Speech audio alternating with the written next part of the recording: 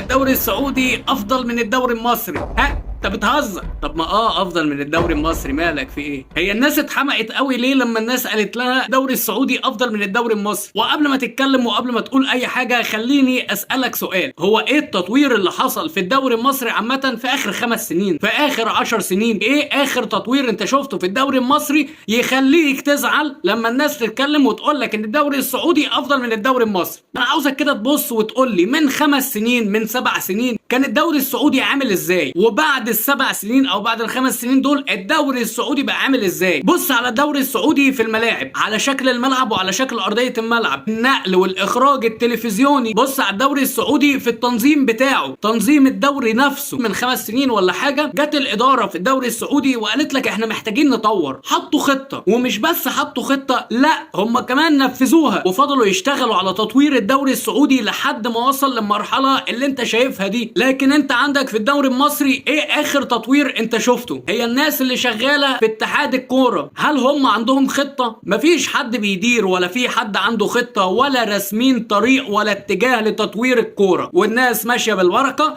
ادينا اهو قاعدين على الكراسي تلف الدايره وتدور، واللي عايز يعمل حاجه يعملها، ما توجعوش دماغنا وتطوير وفرق وانديه والشغله دي مش بتاعتنا.